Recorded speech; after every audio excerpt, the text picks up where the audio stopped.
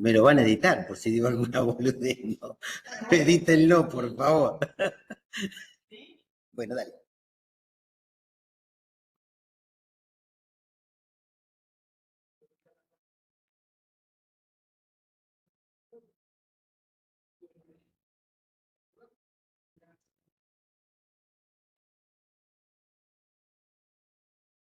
Hola, buenas tardes a todos.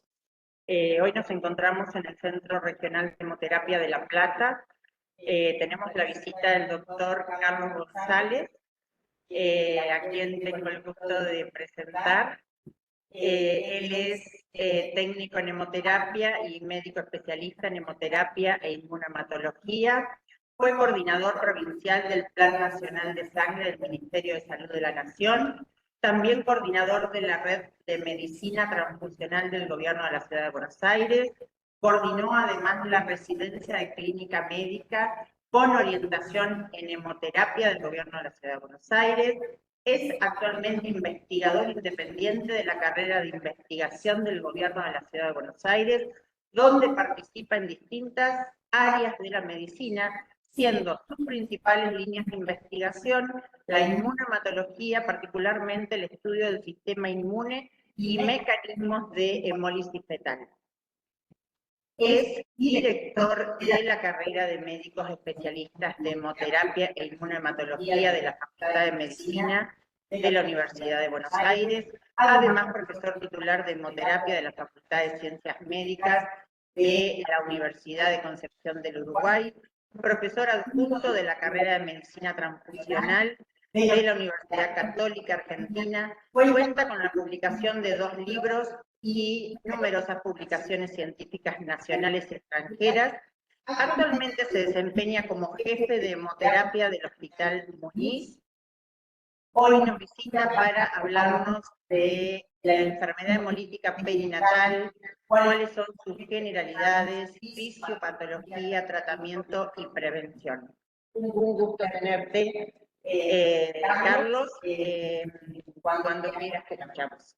Bueno, buenas tardes a todos, buenas tardes a todos mis colegas, queridísima gente. Realmente es un gran placer para mí, un gusto, un verdadero honor poder estar visitándolos. Aquí La Plata es una ciudad que me trae muchos recuerdos porque empecé la hemoterapia a los 19, 21 años como técnico en hemoterapia en el Hospital Ezeiza y bueno, de ahí en más me recibí como médico y actualmente tengo la suerte de estar como jefe de hemoterapia e investigador.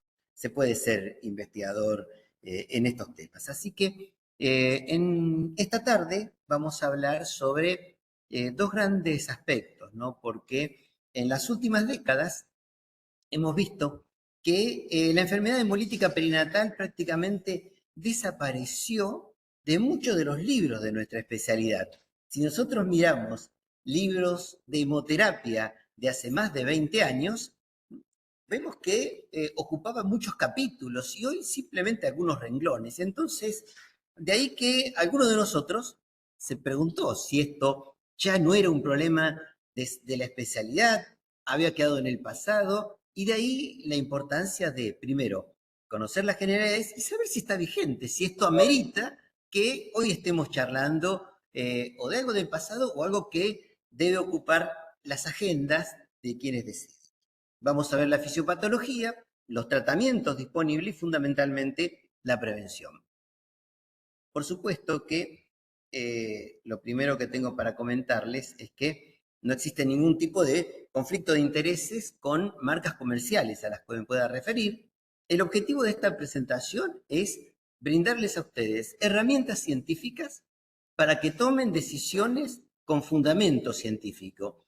De ahí que también la importancia de esto es que como tiene una dinámica propia de la ciencia misma, todo esto puede cambiar y está bueno que cambie. Por supuesto, las opiniones vertidas no reflejan la posición del gobierno de la ciudad.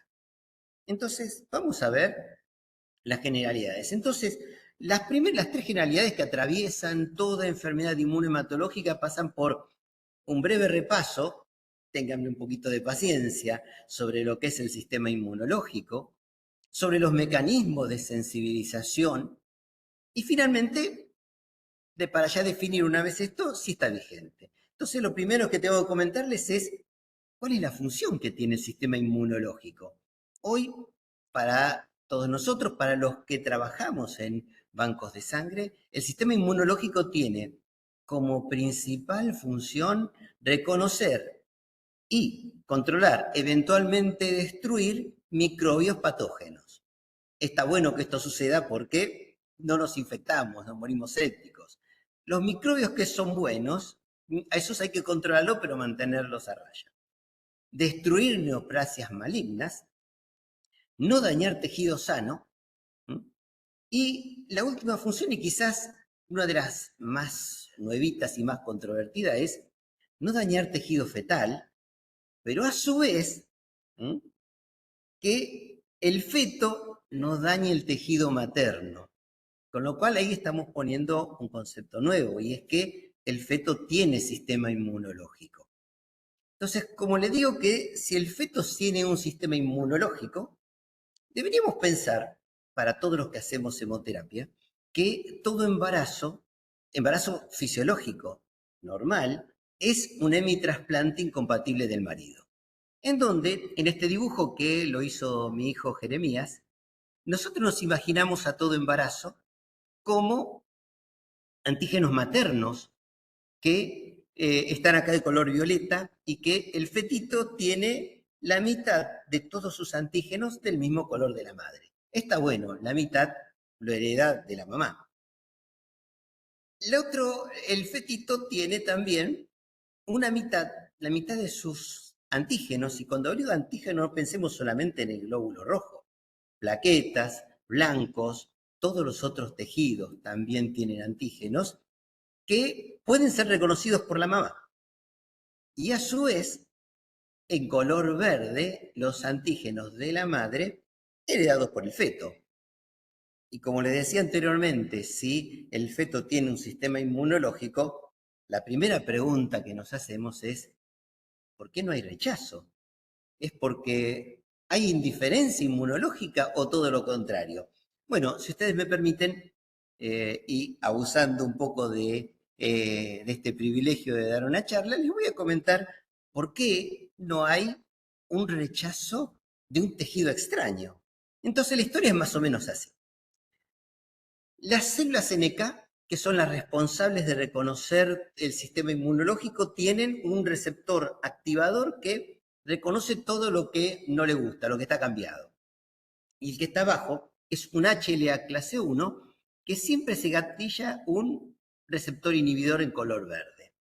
Si esto está todo bien, nuestras células NK lo que hacen es reconocer cuando una célula o está infectada por un virus o se transforma en tumoral. Entonces, cuando pierde la proteína HLA clase 1 es cuando se gatilla todos estos puntitos rojos que se están viendo, que son proteínas muy parecidas al complemento, que directamente lisan la célula alterada. Cuando una célula es trasplantada, que tiene un HLA diferente, no se gatilla la señal inhibidora, por lo tanto el receptor activador libera esta cascada de células de proteínas muy parecidas al complemento, que son las perforinas, y lisa el trasplante incompatible. Pero claro, ustedes se preguntarán, ¿qué pasa entonces? ¿Por qué esto no se gatilla fisiológicamente en todo embarazo? Y es gracias al descubrimiento que hizo un inmunohematólogo argentino, el doctor Edgardo Carosella, quien descubrió el HLA-G, que está aquí abajo, que es un HLA diferente, que está presente en las células y en la placenta, y que le valió a Edgardo, flipper para los amigos, tuve la oportunidad y el honor de trabajar con él en Francia. Él descubrió esto y le valió ser candidato al premio Nobel. Así que todavía estamos en chances, podemos tener otro premio Nobel argentino trabajando en el exterior, investigando y quizás, lo mejor de todo, ¿no? Salió de la hemoterapia argentina. Así que, bueno, las células NK en la placenta tienen esta tolerancia, por lo tanto, está bueno para que un embarazo se lleve a término felizmente que sea diferente.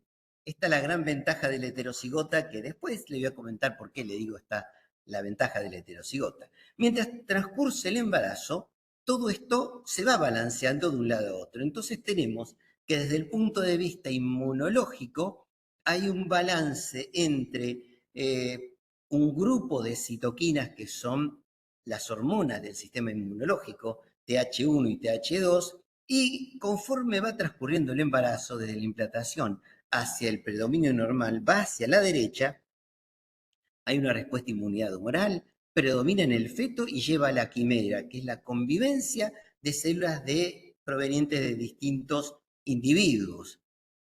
Lo más parecido a nosotros todos los días es el campo mixto en un paciente recientemente transfundido.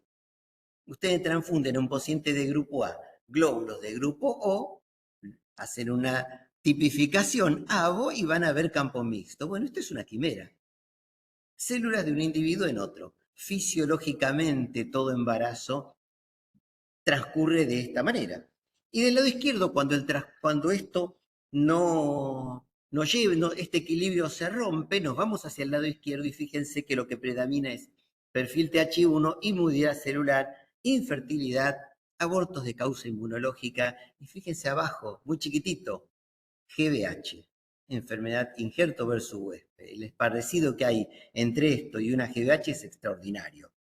Pero continuando otra vez con el aporte que hizo la ciencia y consiguió haciendo la ciencia argentina, otro argentino también, Gabriel Rabinovich, es el que justamente, además de descubrir esto, descubrió las galectinas 1, que son también un grupo importantísimo de moléculas que contribuyen a que el embarazo llegue a feliz término. Entonces, con este breve pantallazo ya vimos que que no existe la indiferencia en el sistema inmunológico. Toda mamá debe aprender a tolerar a su hijo, incluso antes de saber que está embarazada. Y a su vez, el fetito, o sea, los que somos hijos, también, siendo feto, aprendemos a tolerar a nuestra madre. Entonces, para que esto transcurra normalmente, la idea de barrera placentaria no existe. En realidad, durante todo embarazo fisiológico hay un tráfico inmenso de moléculas, de células, que van de un lado para otro. Tal es así que pasan células fetales de la sangre fetal a la materna, células maternas que pasan al torrente fetal, progenitores hematopoyéticos, citoquinas y antígenos. Progenitores hematopoyéticos que pasan de manera bidireccional. Tal es así que si al final del embarazo, si ustedes sacan sangre a una embarazada, por cada célula que ustedes tiene esa madre circulando en sangre, una de cada 1000 es del feto. Y como les decía, si pasan moléculas y células, acá, primer paréntesis, la IgM no es que no pasa por una cuestión de tamaño, porque si pasan células enteras, no pasa la IgM porque no tiene receptores. Pero sí pasa la IgG y pasa muy bien, y es la que nos trae dolores de cabeza y la que puede llegar a producir daño en el feto. Tal es así que recientemente fueron descritas muchas otras enfermedades similares al RH, pero de otros tejidos. Por ejemplo, la hepatopatía aloinmune gestacional. Hace poco fuimos consultados por un caso de un recién nacido con una hepatopatía producida por aloanticuerpos que en vez de pegarle al glóbulo rojo, iban hacia el hígado del feto recién nacido. Y fue tratado con gamma-globulina. Los anticuerpos pueden producir glomerulopatía aloinmune, miastenia, lupus, hipertiroidismo, enfermedad de ampollar. ¿Quién les dice que el día de mañana, sobre todo para todos los jóvenes que tienen mucha hemoterapia por delante, quizás las pruebas de CUMS indirecta no sean solamente con glóbulos rojos, sino también, además de glóbulos rojos, otros tejidos, otras células? Y de esta manera, bueno, podríamos ampliar el repertorio. Pero focalizándonos ya en la célula que más nos interesa, que es el glóbulo rojo, conforme va transcurriendo el embarazo pasa en gran cantidad y en calidad. En calidad porque a partir de la 7ª semana recién empieza a expresarse el antígeno D, pero fíjense que la dosis más importante para sensibilizante es de 0,1 mililitro de glóbulos rojos. Por debajo de 0,1 prácticamente no hay aleuminización. Esto sería primer y segundo trimestre del embarazo, pero sí donde tenemos que prestar atención es en el tercer trimestre y ni hablar en el parto. Segundo concepto, 20 microgramos, o sea, 100 unidades internacionales cubren 1 mililitro de glóbulos rojos o 2 mililitros de sangre fetal. Por lo tanto, si nosotros no usamos sistemáticamente un método para detectar hemorragia fetomaterna, cada 200 embarazadas RH negativa se nos escapa una que debería recibir inmunoprofilaxis a mayor dosis. Pero claro, como les decía antes, pasan también otras células fetales que pueden llegar a ser, además de producir enfermedades como en este caso en el feto, también la mamá paga un costo, algunas veces en patologías, por haber tenido el embarazo.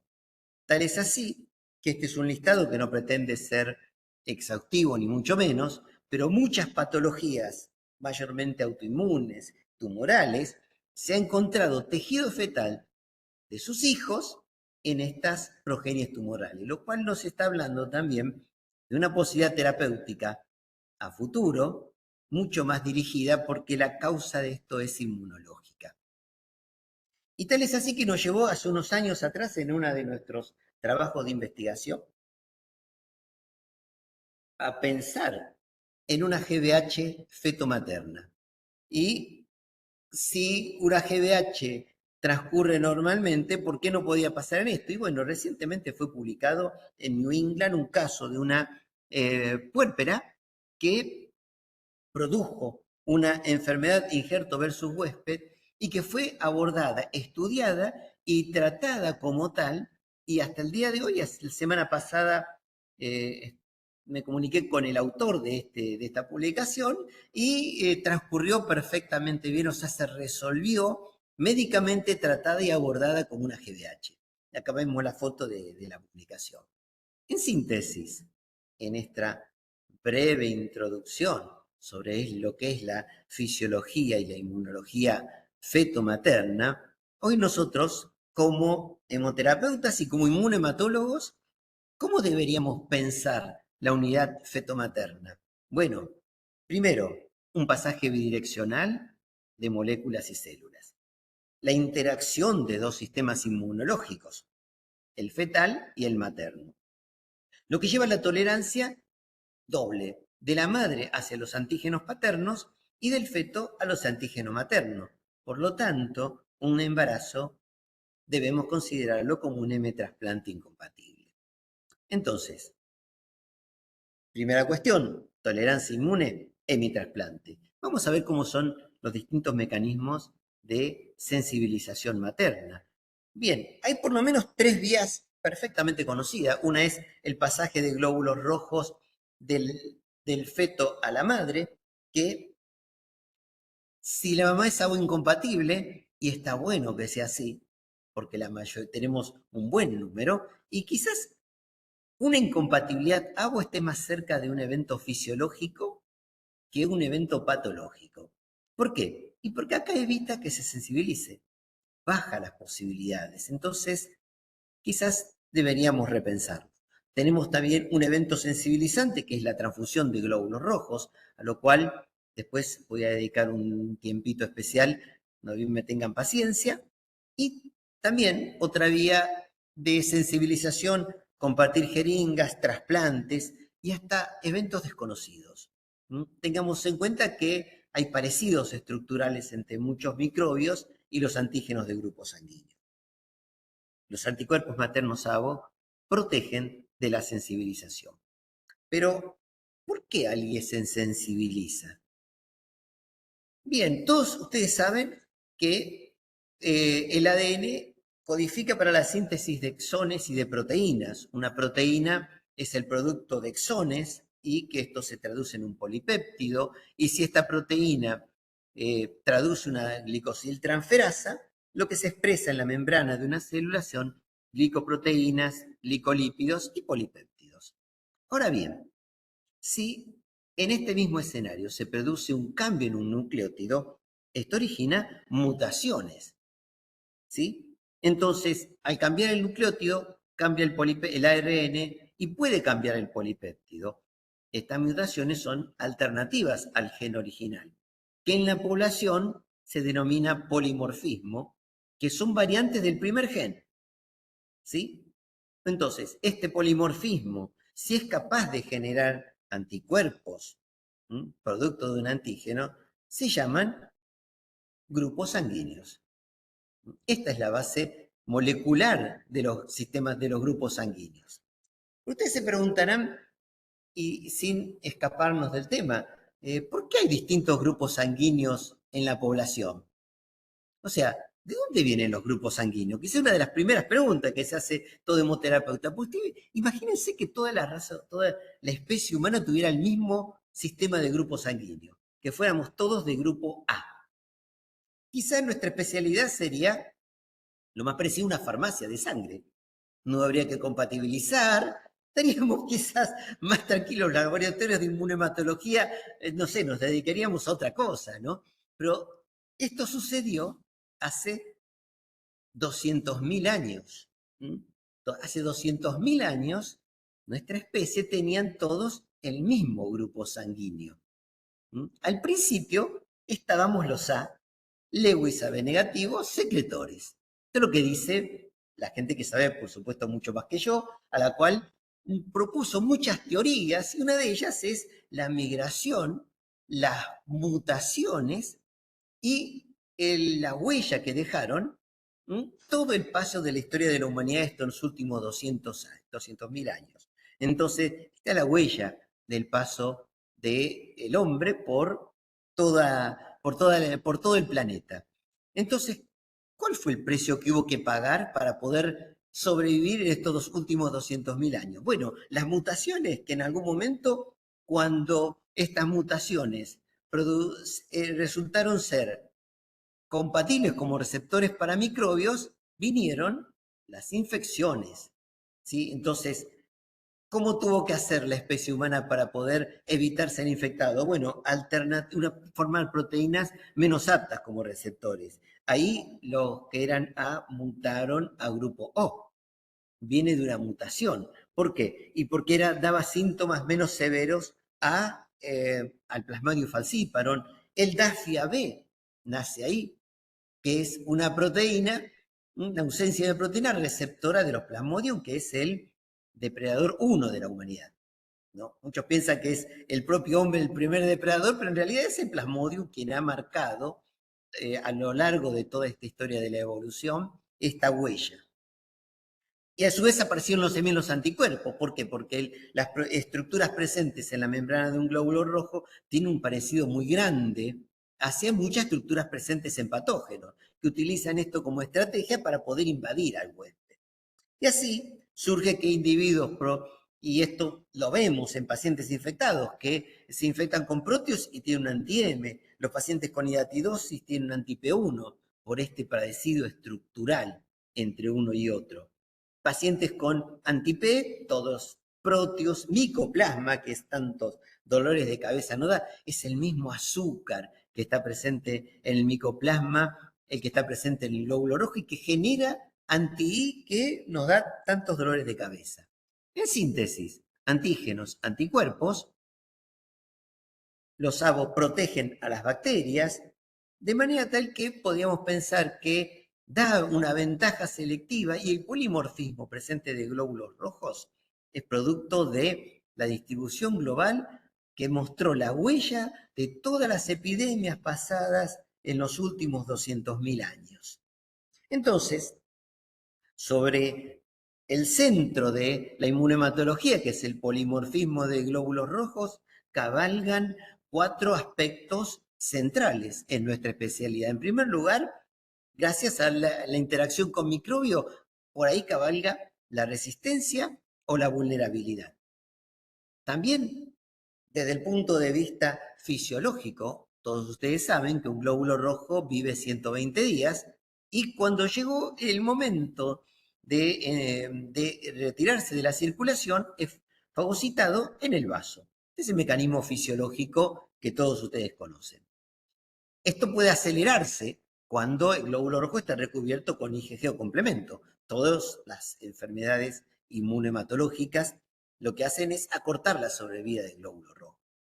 Junto con esto, hay también un tercer mecanismo inmunológico de aceleración que es algo que todos ustedes escucharon durante la última pandemia y es la tormenta de citoquinas.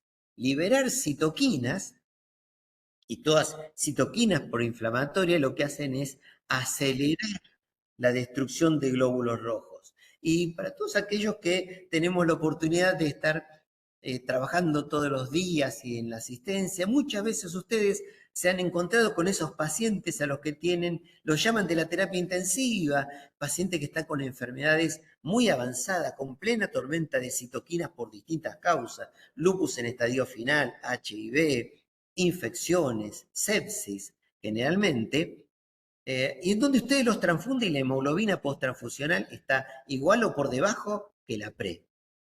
Y nos patean la puerta del servicio preguntando, no, pidiendo, pero la cum directa es perfectamente negativa. Bueno, esto tiene su razón de ser por esto, porque son blanco de la aceleración del catabolismo de glóbulos rojos.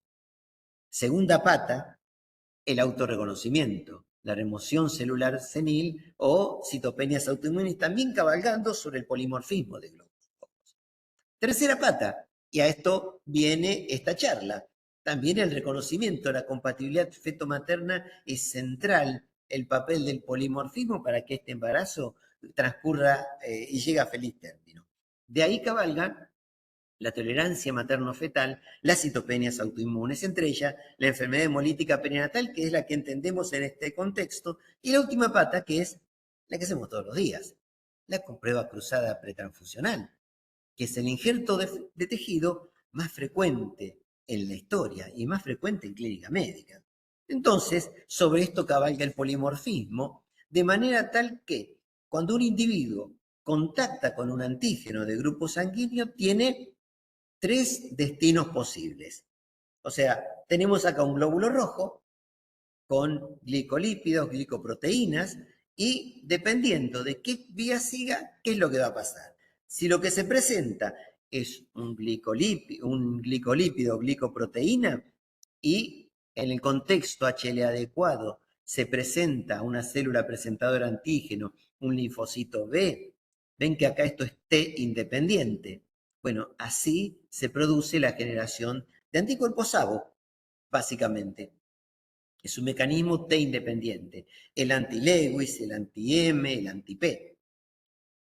Mucho más frecuentemente que esto, y esto es lo que de alguna manera explica por qué no se sensibilizan todos los pacientes que transfundimos. Porque si es tan distinto y es tan grande el polimorfismo, en realidad nosotros solamente el 2 al 3% de los pacientes se sensibilizan. ¿Por qué si nosotros rutinariamente transfundimos pacientes C chico positivo a un individuo que no tiene C chico? ¿Por qué la gran mayoría no se sensibiliza? Y es por esto, porque se presenta en un contexto HLA diferente y la gran mayoría, afortunadamente, lo que se presenta es un péptido inhibitorio que lo que produce es tolerancia. No existe la indiferencia inmunológica, siempre hay un mecanismo inmunológico. Y más raramente, y en este contexto, cuando esté el contexto HLA adecuado, lo que se produce por inflamación y por distintos citoquinas que estén circulando, es cuando se genera la producción de anticuerpos, para este caso, como estamos hablando, el anti-D. Entonces, tolerancia inmunológica, un hemitrasplante. Sensibilización materna, producto de polimorfismo. Entonces, si está todo tan claro y tan bien, ¿qué sentido tiene esta charla? ¿Por qué estamos hablando de esto? Vamos a ver cuál es la vigencia.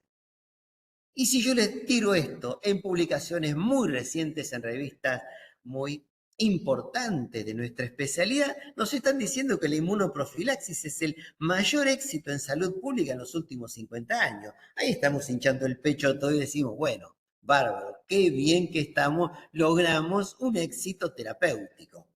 Y cuando vamos un poquito más allá y nos muestran estos mismos papers, estas revistas, por qué no le están dando bolilla a la enfermedad hemolítica, nos revolean por la cara estos datos. Dicen que en la década del 40, antes que existiera la inmunohematología tal cual vemos hoy, la mortalidad era del 50%.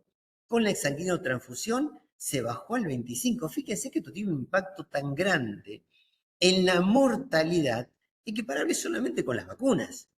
¿No? Es como para realmente echarnos el pecho. La inducción del pacto baja al 16%, la TIU, transfusión intrauterina, al 8%, y la inmunoprofilaxis anti-D bajó la mortalidad al 3, al 0,5%, con lo cual es una enfermedad que no debería estar importándonos.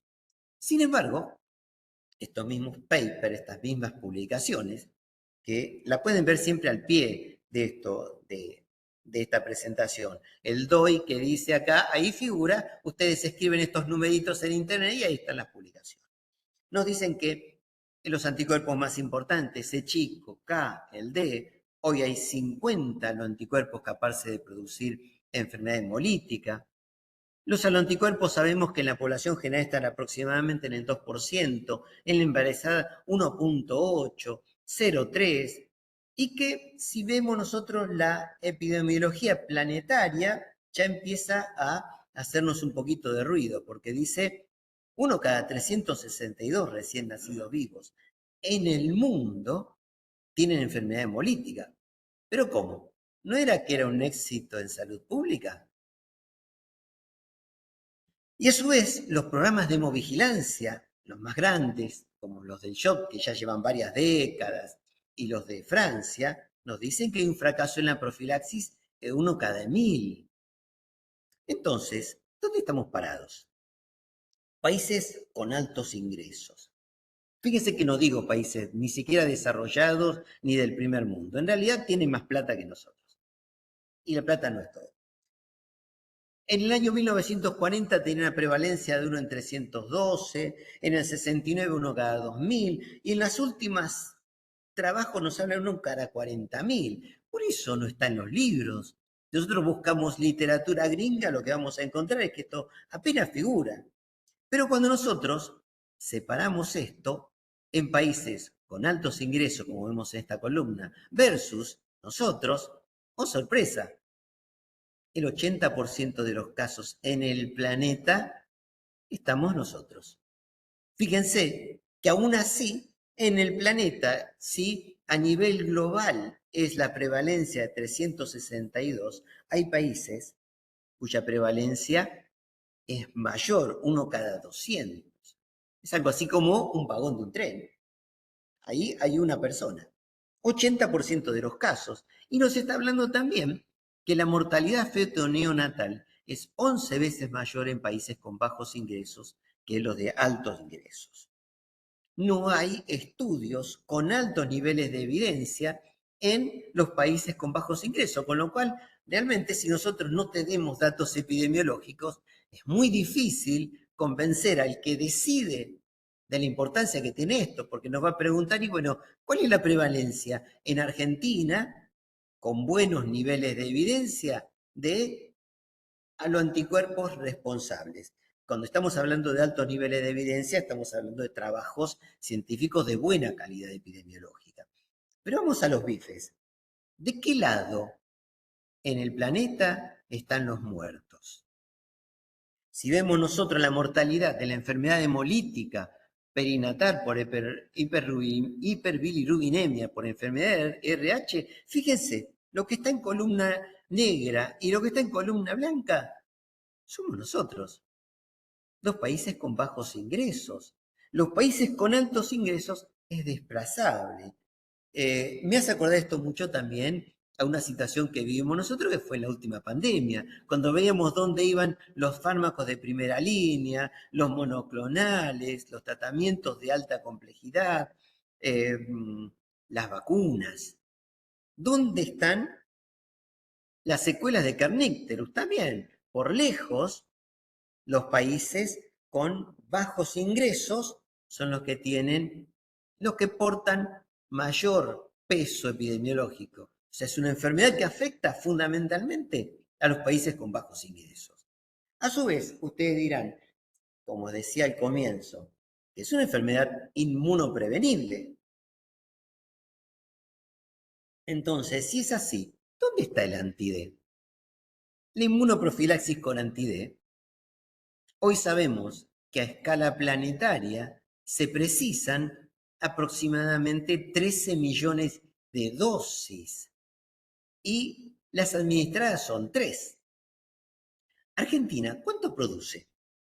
Es una pregunta que todavía, por lo menos yo personalmente, no tengo respuesta. Necesitamos 13 millones de dosis y en el planeta se fabrica solamente 3.6. Entonces, ustedes, imagínense, ¿a dónde van a parar estas dosis? ¿Se imaginan ustedes que va esto al África? ¿Se imaginan que va a los países con bajos ingresos? Aquí van. Como ven acá, eso es un mapa de color, donde los países en rojo se ven aquellos donde hay un gap, una necesidad mayor al 80%. Hay países del mundo en donde no hay anti-D. Por ejemplo, China. Imagínense, donde están uno de los países con mayor población del planeta, el país con mayor, no tiene anti-D. Fíjense, continente entero, como es África, la gran mayoría de estos países tiene un gap de más de un 80% de países enteros del África donde no tienen inmunoprofilaxis anti-D. Y nosotros tenemos un gap de aproximadamente un 30%. Pocos países como Perú, por ejemplo, Perú, Bolivia, Paraguay, Ecuador, todo Centroamérica tienen un gap arriba del 80%, donde directamente no llega la inmunoglobulina. Y si vemos en un gráfico un poco más, hacemos un poco de zoom, ¿dónde está la mayor necesidad? Vamos a ver acá que aún así, aquellos países que se jactan de ser de altos ingresos, aún ellos tampoco cubren todas sus necesidades. Aún a ellos les faltan también dosis, y ni hablar en África, donde tienen un gap, donde le faltan más de 3 millones de dosis. América Latina y Caribe nos está faltando 1.200.000 dosis de anti-D por año. Entonces, a raíz de esto es que hace unos años se han organizado distintas iniciativas internacionales de investigadores, de inmunohematólogos, preocupados por esto y con un trabajo activo. Y si tuviéramos que decir cuándo y dónde empezó esto, fue en una iniciativa que se llamó Las Mujeres y los Niños Primero, que se hizo en la Academia Internacional de Medicina Perinatal, y en donde a partir de esta declaración se hicieron distintas iniciativas internacionales a partir de, bueno, la coautora de nuestro libro, la doctora Liliana Boto, con quien hemos trabajado este tipo de iniciativas, porque entendemos que esta es nuestra filosofía. Cuidar a la embarazada es honrar la vida, defenderla es defender a un inocente. Nuestro paciente, desde el punto de vista inmunohematológico, nuestro paciente es el feto. Él es nuestro paciente. Y en su seno se gesta el futuro de nuestro país. Esto llevó a distintas iniciativas. Una de ellas es la WIRE, en donde apuntamos justamente a romper con todos estos paradigmas, presentar distintas alternativas y tratar de hacer accesible, establecer trabajos de investigación donde se desarrollen monoclonales para uso humano, así como tenemos para tipificación. Bueno, algunos de ellos pueden y deberían ser accesibles para todo el mundo. Por supuesto, todos los interesados están cordialmente invitados, estén donde estén escuchando esto, a sumarse a esta iniciativa que realmente es de gran impacto. Nosotros en el Hospital Muñiz también nos hemos sumado a esta otra iniciativa que es la BLADNET. Aquí junto con Paula formamos parte de este equipo y los invitamos a sumarse porque también, además de esto, intentamos aportar trabajos de investigación e iniciativas en la BLADNET, que es una red de atención pediátrica perinatal. En síntesis, entonces, ¿cuál es el impacto y cuál es la vigencia? Bueno, esta enfermedad está vigente por dos grandes razones. Hay razones perinatales y razones que tienen que ver con nosotros. La perinatal es porque todavía tenemos un deficiente control obstétrico neonatal, hay fallas en la inmunoprofilaxis, se produce todavía la enfermedad por anticuerpos distintos al D. Todo esto a partir incluso de información de los propios programas de hemovigilancia. Y como esto es una patología prevenible y que involucra no solamente a los servicios de hemoterapia que tienen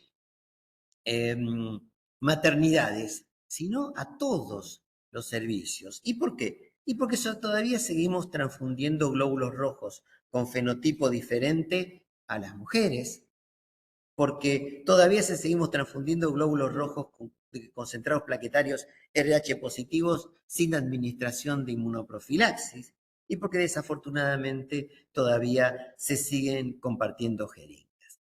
Bueno, de manera tal que podemos decir que para cerrar esta primera parte respecto de las generalidades de la enfermedad, bueno, tolerancia inmunológica es un hemitrasplante. La sensibilización materna, producto del polimorfismo. Y está vigente, ¿por qué? Y porque hay una enorme inequidad planetaria.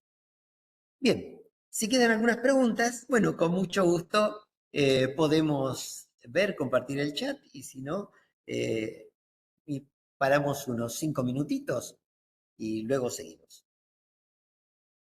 ¿Hay alguna pregunta por ahí relacionada con esto?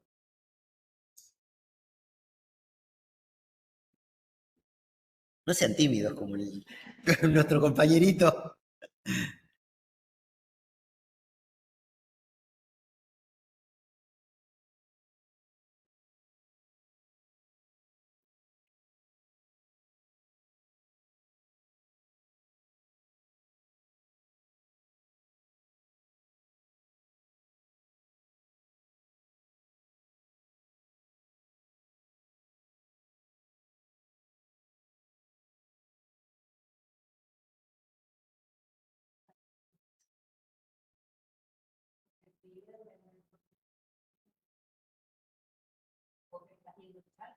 No estoy viendo el chat. A ver, decime. Bueno, Natalia, en la segunda parte de esta charla te voy a contestar con la última evidencia científica respecto de efectividad, eficacia y seguridad. Ya va la segunda parte. No te pierdas, ni te voy a spoilear tampoco la próxima temporada. Canadá, no teníamos información. No tenemos información. Australia también, no hay información. Hay algunos países, como por ejemplo la India y algunas zonas del sudeste asiático, en donde se está vendiendo anticuerpos monoclonales que nunca pasaron por ensayos clínicos. Salió recientemente en el Lancet, en Vox Anglis, una carta con una iniciativa que tenemos con la doctora Belinda Campbell de Bristol y Marcela Contreras. Y ahora a partir del WINRE lo que estamos haciendo justamente es esto. Está bien que estamos necesitando, pero un monoclonal para uso humano en una mujer tiene que pasar por lo menos los ensayos clínicos básicos. No hay fase 1 siquiera. Por lo menos no están publicados. Entonces, el WINRE, esta es una de las discusiones recientes que estamos teniendo. Mal, no hay.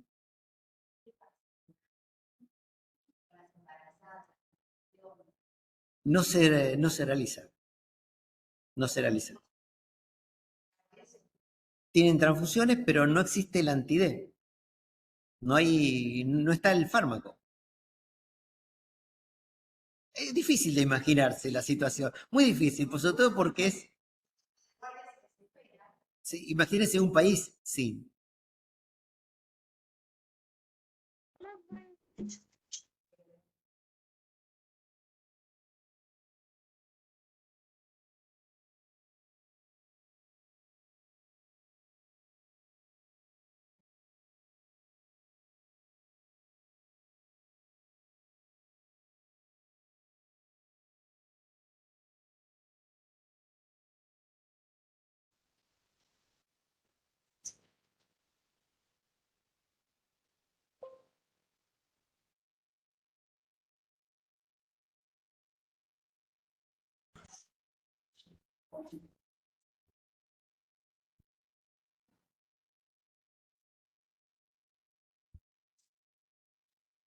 Bien, buenas tardes nuevamente. Bueno, muchas gracias por estar de ese lado.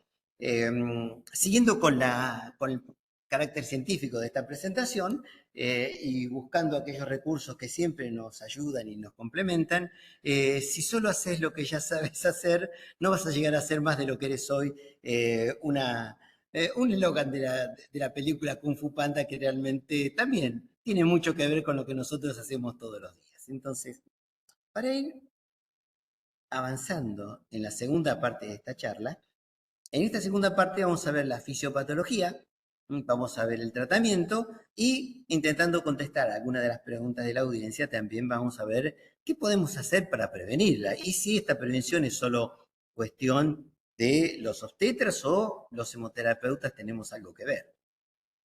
En la fisiopatología, bueno, todos ustedes saben que la fisiopatología de la hemólisis inmune es un glóbulo rojo recubierto, en este caso de anti-D, que impacta con el Fc receptor de los macrófagos, en este caso macrófagos fetales, y que lleva esto a la fagocitosis. Pero este no es el único mecanismo. Hay otros mecanismos, para el caso del anti-D, que también pueden estar involucrados. Dependiendo del antígeno que sea blanco de la respuesta inmunológica, tenemos el caso de, por ejemplo, anticuerpos del sistema KEL, que como la proteína KEL se expresa en estadios muy precoces de la eritropoyesis, esto es cuando la progenie eritroide se está gestando, no solamente el anticuerpo antiquel se pega al glóbulo rojo circulante en el feto, va también a la médula ósea, donde se están fabricando los glóbulos rojos y lleva a la apoptosis o la distorsión. Poca fagocitosis, con lo cual la resultante clínica de esto es más anemia que hemólisis. Y hay otros anticuerpos también que tienen capacidad de destrucción de glóbulos rojos o de progénesis eritroide a través de otro mecanismo, como es, por ejemplo, la aglutinación. Los anti-M, como está presente este antígeno en la parte muy superior de la glicoforina A, tiene incluso los anti-M IgG. Todos ustedes saben que como el antígeno está muy por arriba del potencial Z, son anticuerpos aglutinantes, con lo cual rompe un poco el dogma de la aglutinación en salino. Son las excepciones a la regla. Todos sabemos que lectura inmediata en salina es IgM. Bueno, esto rompe eso. ¿Por qué? Y porque es una IgG que aglutina en lectura inmediata en salina. Bueno, esto que nosotros vemos en los tubos de ensayo sucede también en el fetito. Lleva a la aglutinación de las progenies eritroides en la médula ósea fetal y lleva esto, por supuesto, a la supresión de la eritropoyesis, con fagocitosis parcial, por lo tanto, anti-M en embarazadas con anticuerpos anti-M, el resultante clínica de esto es más anemia que hemólisis. Entonces podemos tener las siguientes situaciones clínicas producidas durante el estadio fetal.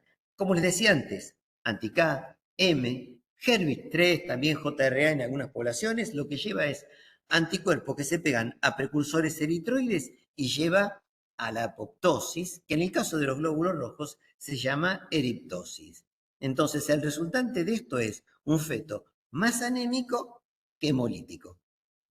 Y si está más anémico que hemolítico, ¿cómo puede dar la CUM directa en este recién nacido? Puede dar negativa. ¿Por qué? Y porque van a encontrar en circulación el glóbulo rojo que tienen pocos anticuerpos pegados, porque va a ser el glóbulo rojo que escapa a este mecanismo del lisis y expresa pocos antígenos. Así que no podemos quedarnos muy tranquilos cuando un recién nacido tiene anemia importante y CUM directa negativa. Ojo, el eluido sí puede darnos positivo. Así que, primera cuestión. Segunda cuestión, anti-B. Anti-AB en la enfermedad hemolítica por ABO, que como les decía antes, se parece mucho más a lo fisiológico que a lo patológico. Acá el blanco es el glóbulo rojo que está circulando. Y este glóbulo rojo, cuando pasa por los macrófagos, es, por decirlo de alguna manera, mordido por los macrófagos fetales, le saca un pedazo de citoplasma y lo que queda circulante es el esferocito, que es el glóbulo mucho más chiquitito y redondito que se puede ver en los frotis de muchos pacientes que están en hemólisis y en recién nacidos afectados de enfermedad hemolítica AU.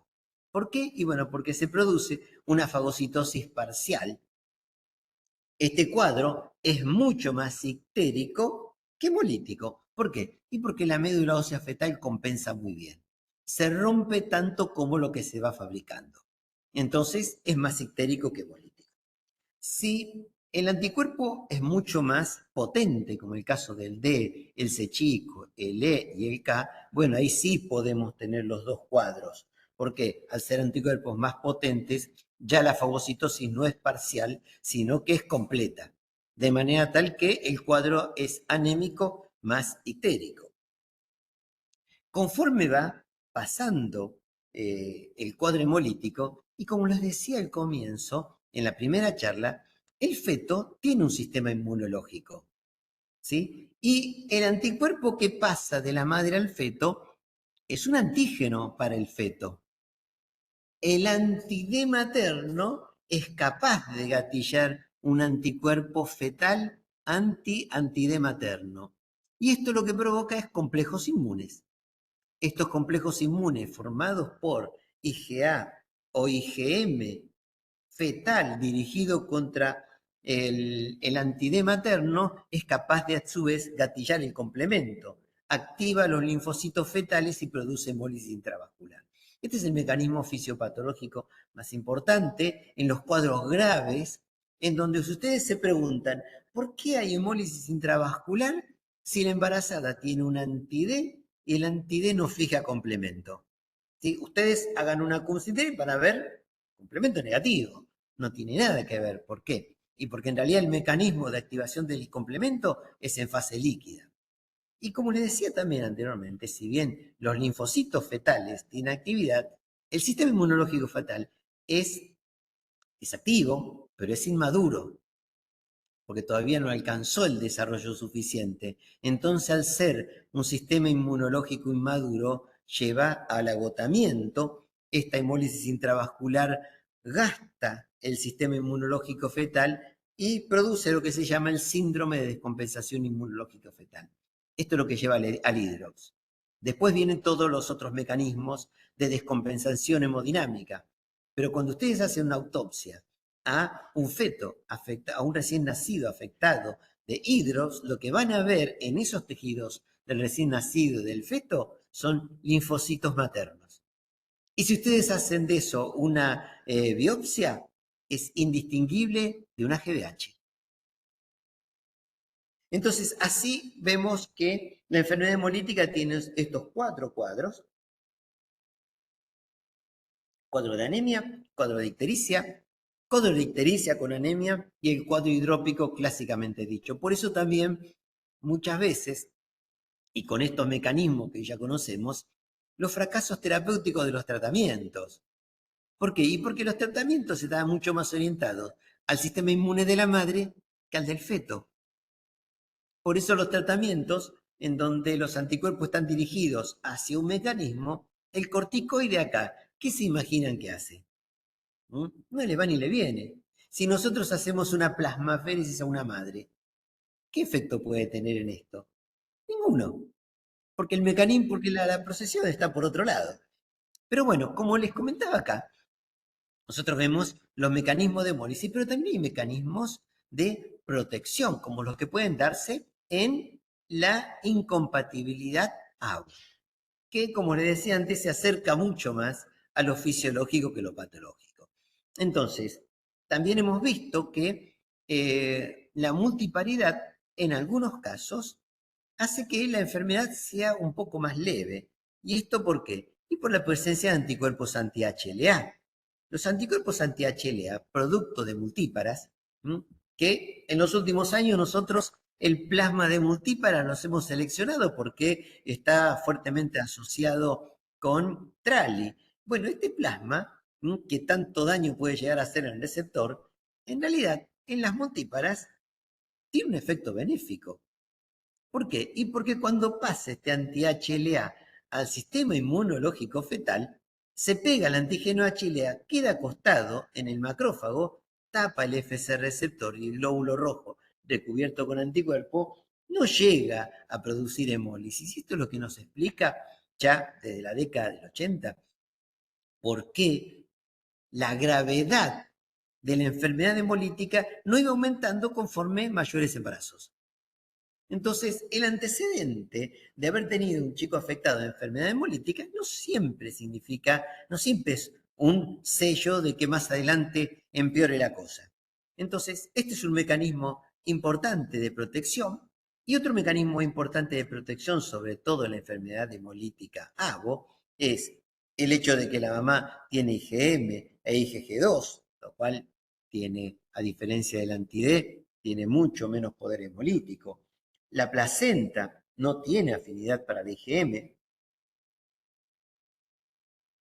Y del lado del feto, los antígenos A y B están en menor número que en el adulto, con lo cual, mucho cuidado, porque si hay mucho anticuerpo anti-B en la incompatibilidad ABO que pasa al torrente circulatorio fetal, y nosotros a este recién nacido lo vamos a transfundir con glóbulos rojos A o B, ojo, porque los globulitos del recién nacido tienen antígenos lineales, por lo tanto menos susceptibles a que se peguen, pero sí se pueden pegar al glóbulo rojo del adulto, de la bolsa que transfundimos. De ahí que en muchos lugares se utiliza como práctica universal transfundir a todo recién nacido con glóbulos de tipo O. El FC receptor, que tiene baja afinidad por la IgG2, y el complemento, que tiene menor nivel que el adulto como mecanismo de protección. Entonces, estos son los puntos más importantes que hacen a la fisiopatología, que hacen a cómo va evolucionando la enfermedad hemolítica en el estadio antenatal, pero al momento del nacimiento puede haber por lo menos 3 escenarios diferentes. Entonces, se produce una anemia postnatal que tiene un inicio que generalmente es precoz dentro de los primeros 7 días, y este tipo de anemia del recién nacido es producto de la hemólisis de mecanismo inmunológico, una continuación de la hemólisis fetal con altos niveles de bilirrubina, y puede haber dosaje de reticulocitos normal o aumentado. Esto es lo clásico.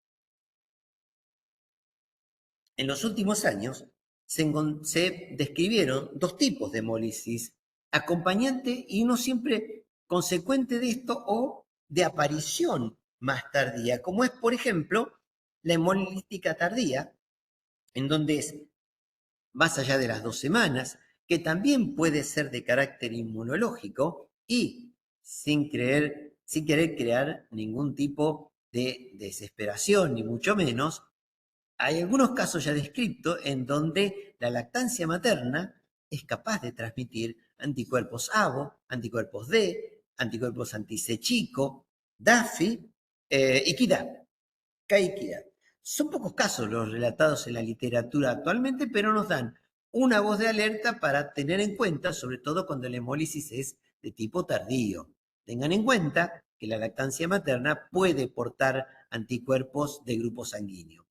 Característica importante a tener en cuenta.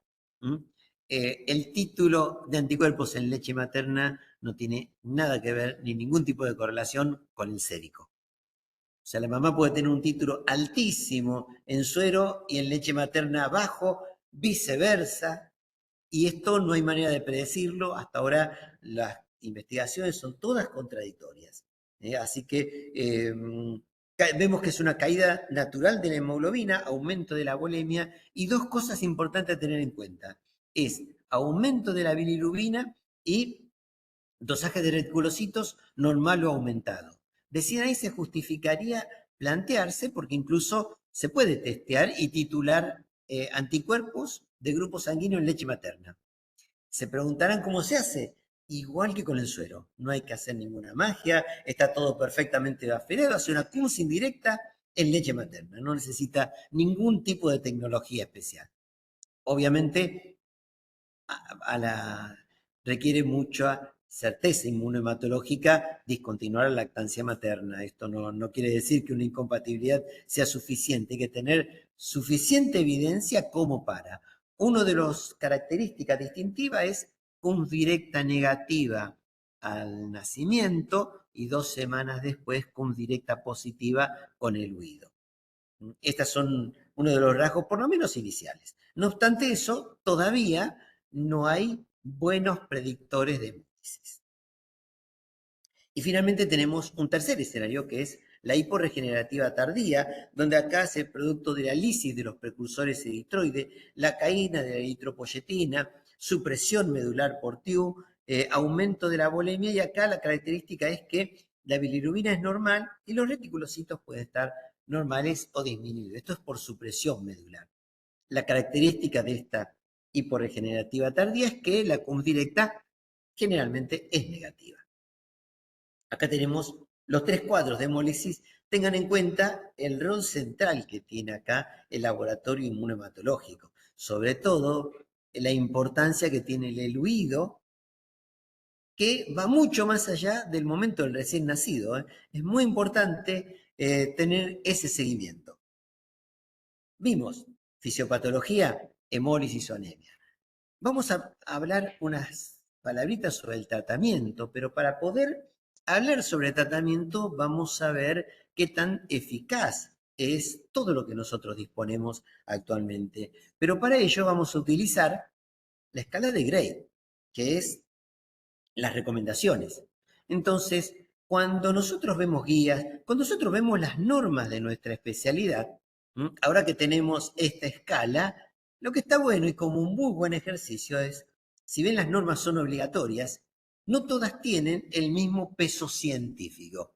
Así que en lo que queda de esta charla, les voy a compartir a todos ustedes cuál es la evidencia científica actual que tienen muchas normas de nuestra especialidad, con lo cual estaría bueno que las autoridades, los decisores, tomen nota de cuál es el peso científico para ver si todo lo que nosotros ponemos en una norma tiene aval suficiente o es simplemente comité de expertos. Entonces, cuando decimos esto, nosotros lo que tenemos que tener en cuenta es que si todo lo que ponemos es 1A, con lo cual ahí nos sacamos el sombrero, decimos bárbaro, nivel 1A, la mejor evidencia del planeta, ensayos clínicos aleatorizados y controlados. Ahora, si nosotros lo que estamos haciendo tiene un nivel 1C, sabemos que esto es una norma que puede cambiar. Pero si la recomendación que nosotros estamos dando es nivel 2A, bueno, está bien, tiene peso, pero hasta por ahí no más. Pero si es 2B o 2C, bueno chicos, ahí estamos flojos de papeles. Otras alternativas pueden ser, y mucho cuidado, porque esto cuando está en una norma que es de carácter obligatorio, quiere decir que debería cambiar porque hay otras alternativas. Yo que tuve la oportunidad de formar mucho de comité de expertos y desde ese lado puedo la libertad de poder decirlo, yo creo que no debería existir. O sea, todo lo que sea 2C es opinable y si es opinable no debería ser obligatorio porque tiene que tener la dinámica que tiene la propia investigación científica, empezando por toda la presentación que yo estoy compartiendo con ustedes. Porque todo esto es dinámico. Y si es dinámico, lo que hoy nosotros tenemos como una verdad no es permanente. También pasa esto en las plasmaféresis. La plasmaféresis, primer línea de tratamiento es 1, segunda línea, tercera decisión individualizada. Y ojo, porque la cuarta línea de tratamiento, que es muy frecuente en nuestro medio, solo debe hacerse mediante un protocolo de investigación. Y cuando decimos protocolo de investigación, tiene que estar aprobado por un comité de ética en la investigación. No se puede dar así arbitrariamente. Entonces, cuando decimos esto, y con estas herramientas, vamos a ver cuáles son las alternativas y los tratamientos. Entonces vemos que, por ejemplo, la transfusión intrauterino, que cambió la vida de una gran cantidad de pacientes, lleva la sobrevida al 98% en no hidrópicos. La resolución que hoy está vigente en nuestro país nos dice que debemos usar glóbulos rojos O compatibles con suero, menos de 24 horas. Hay otras guías internacionales que también nos dictan otra pauta, pero si tuviera que compartir con ustedes y sugerirle algo, dense una vuelta por este lugar, que es Perinatology. En Perinatology es un sitio en internet donde ustedes cargan los datos de la embarazada y ahí le va diciendo qué es lo que tiene que transfundir. Listo, y como esto tiene actualización constante y permanente, conforme hay buenos niveles de evidencia, todo esto va cambiando.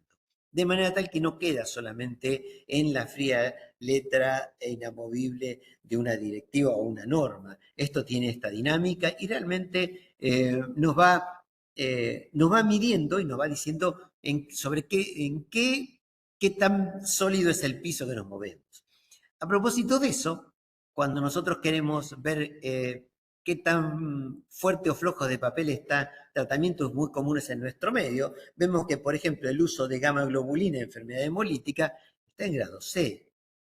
Y no hay ensayos clínicos randomizados, solamente hay publicado serie de casos, cortes o retrospectivos con o sin plasmaféresis, con lo cual no estoy diciendo que no sirva. Lo que estoy diciendo es que, ojo, porque debe usarse con este nivel de evidencia. No es una indicación basada en niveles importantes, no es 1A. Recién estamos en grado C, que también nos habla de que es una enfermedad propia de países con bajos recursos, porque no hay ensayos randomizados. ¿Por qué? Y porque los países que tienen los recursos, como son los países con alto grado de desarrollo, no tienen embarazadas graves. Las embarazadas graves y los muertos están de nuestro lado. Un metaanálisis reciente habla de que hay menor riesgo de hidrops, pero no hay diferencia y ni hay sobrevida postnatal. Cuando decimos que no hay sobrevida postnatal, quiere decir que no hay evidencia suficiente. Que no haya evidencia no quiere decir que no exista. Estamos diciendo que todavía no tenemos ensayos clínicos prospectivos con un N, con un número suficiente de pacientes. Respecto de eso, también la inmunoglobulina en enfermedad hemolítica en recién nacido no reduce el número de exsanguinotransfusión y es un grado B. Entonces, también mucho cuidado con esto, con lo cual quiere decir que no mueve el amperímetro. Esto no forma parte del estándar de cuidado. Dicho de otra manera, en todas las unidades de medicina perinatal solo debería usarse bajo un protocolo de ensayo clínico y como se trata de un fármaco aprobado por un comité de ética en la investigación, el ANMAT. Por supuesto, esto aplica también para la plasmaféresis, que en la plasmaféresis tampoco encontramos ensayos clínicos randomizados. Solo hay serie de casos. Si bien nos hablan de que hay sobrevida en casos severos, puede haber efecto rebote y debe considerarse entre las semanas 7 y 20 de embarazo, pero como decíamos anteriormente, fíjense en qué nivel de evidencia estamos. Es una categoría 3, terapia no establecida, nivel 2B de evidencia, con lo cual cabe exactamente lo mismo que lo anterior. Esto no significa negar un tratamiento. Lo que significa es al revés. Gente, tomemos el guante, hagamos nosotros el ensayo clínico, no esperemos que los gringos se despierten para decirnos que está bien porque no lo van a necesitar. Ellos no tienen esta enfermedad. Entonces, tratamiento disponible, TIU, gamma globulina, plasmaféresis, por supuesto la exsanguinotransfusión también, con lo cual sabemos que la eficacia máxima es de 2 volemias, de acuerdo también a nuestras resoluciones vigentes actualmente en la Argentina, que nos dan estas características y la mejor composición sigue siendo una unidad reconstituida con 40% de hematocrito, que nos da una muy buena respuesta terapéutica. 2 volemias remueven 70-90% de eritrocitos y un 50% de bilirrubina.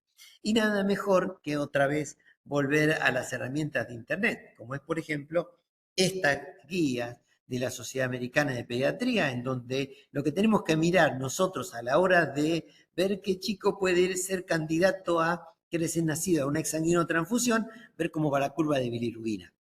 Así que les sugiero dense una vuelta por este sitio de Internet y ir viendo cómo va y conforme va la velocidad del crecimiento de la bilirrubina, bueno, ir preparando la sangre que podemos llegar a necesitar.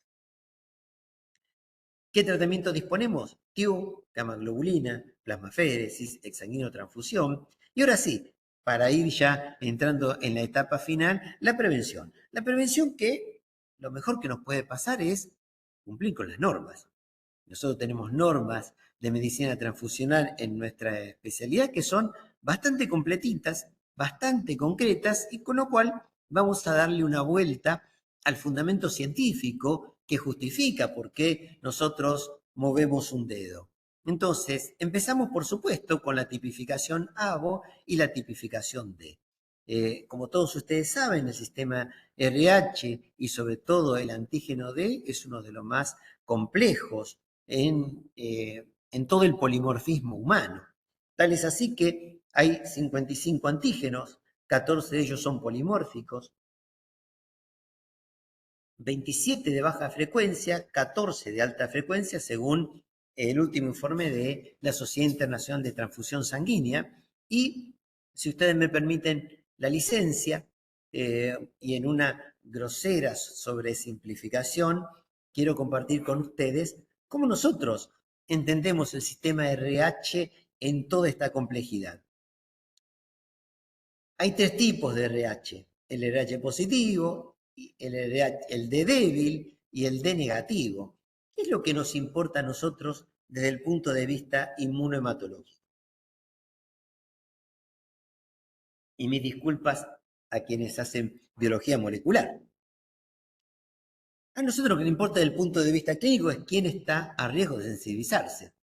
Por supuesto, en el primer círculo van todos los RH negativos, pero también hay algunos con fenotipo de débil que están a riesgo de sensibilizarse, que son aquellos que son, además de débil, de parcial, y aquellos que son de positivos, 4 cruces con lectura inmediata, que aquellos, muy pocos de ellos, también pueden ser de parciales. Ellos están a riesgo de sensibilización.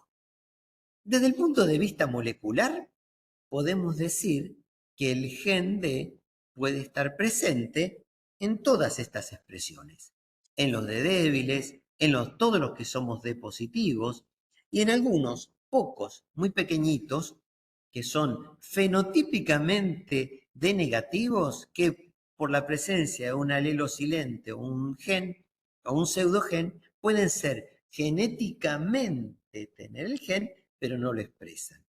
Ellos no estarían en principio con riesgo de sensibilización.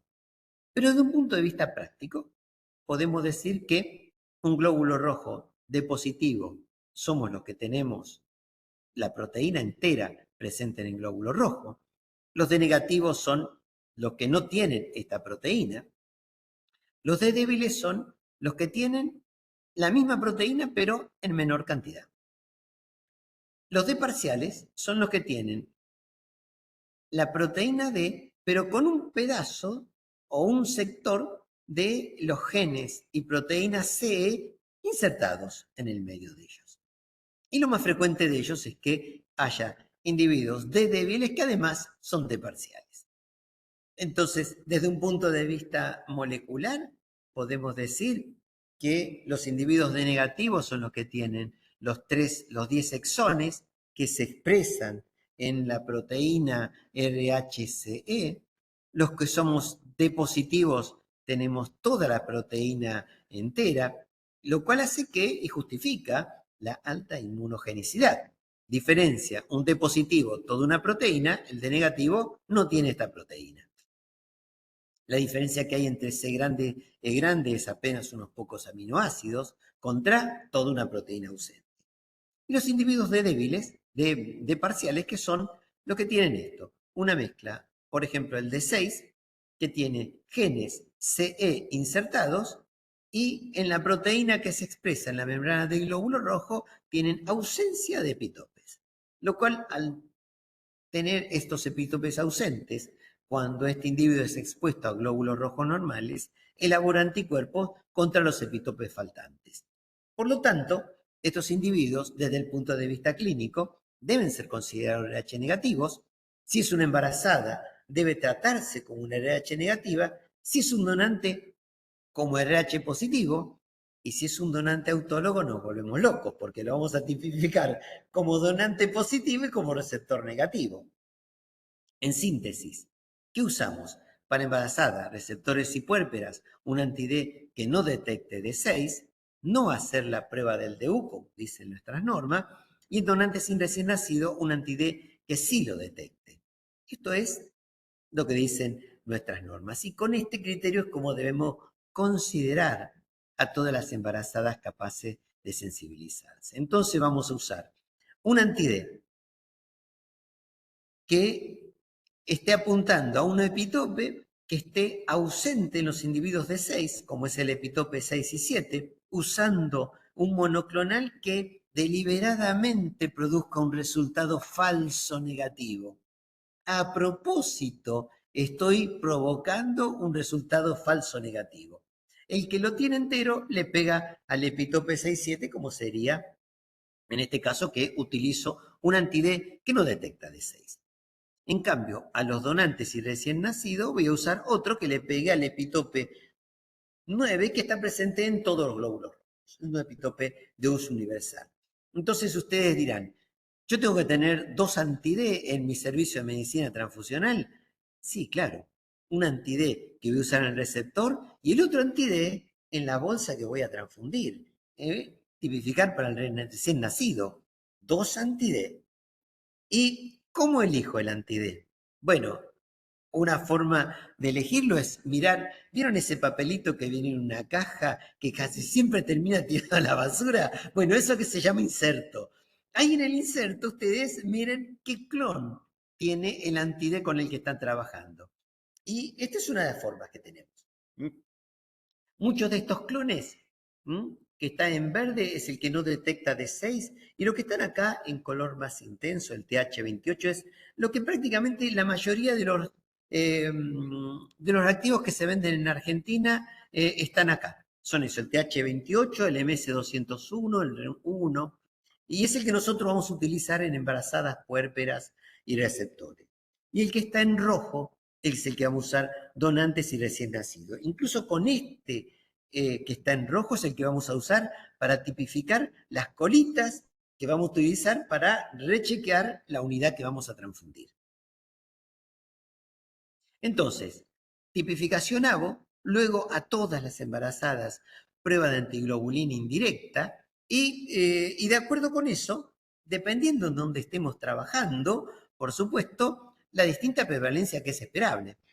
Pero la distinta prevalencia nos habla también de el distinto panorama que hay en todo el planeta. Si ustedes van a ver en esta escala, que podría ser mucho más extensiva, pero para no aburrirlos, fíjense que de una punta a otra tenemos países con bajo nivel de desarrollo y otros con alto nivel de desarrollo. ¿Dónde se imagina que están las embarazadas más sensibilizadas? Así es, correcto, están de nuestro lado. Los países con alto nivel de desarrollo, altos niveles económicos son aquellos que tienen embarazadas con baja prevalencia de anticuerpos. Por lo tanto, es un tema que a nosotros claramente nos impacta y nos importa.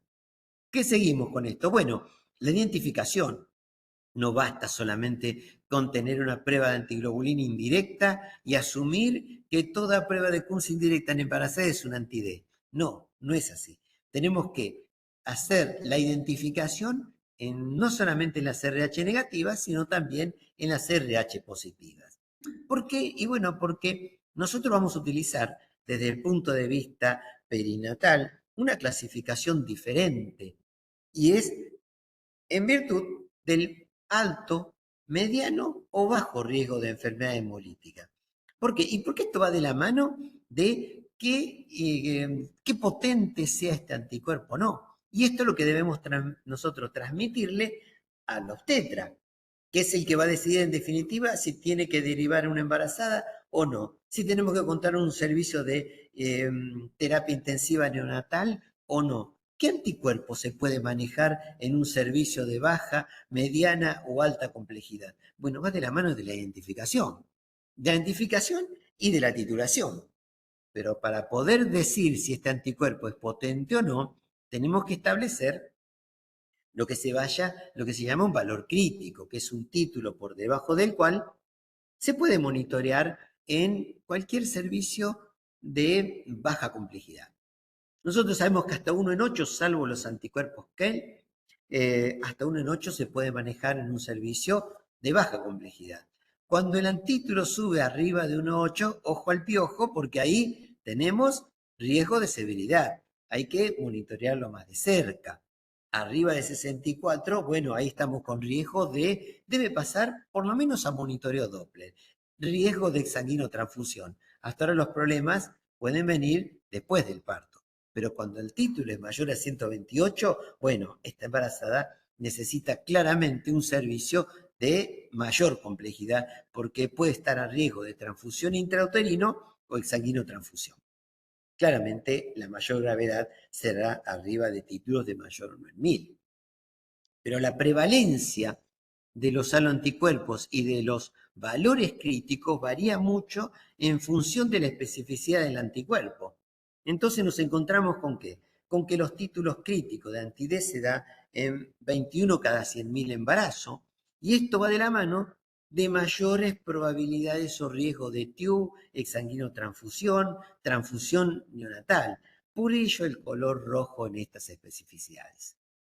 Y por eso también ir derribando o jerarquizando otros anticuerpos. Anticuerpos que tienen más importancia desde el punto de vista transfusional que desde el punto de vista perinatal. Por ejemplo, anticuerpos del sistema KID, que como ustedes ven acá, los anticuerpos del sistema KID tienen poca importancia desde el punto de vista perinatal, pero ojo, eso no quiere decir que si está embarazada va a requerir una transfusión, ojo, porque si bien desde el punto de vista perinatal tiene bajo riesgo de enfermedad, no así desde el punto de vista transfusional.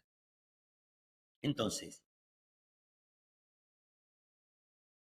es importante tener en cuenta el impacto clínico y la valoración que tiene de manera tal que no sobredimensionar el valor de unas especificidades. No todos los anticuerpos son distintos, pero a su vez miremos muy bien la curva con que van creciendo los títulos. Pero ustedes dirán, ¿qué células podemos utilizar nosotros para titular? ¿Son todas iguales? ¿Es todo lo mismo? ¿Es lo mismo tubo que gel?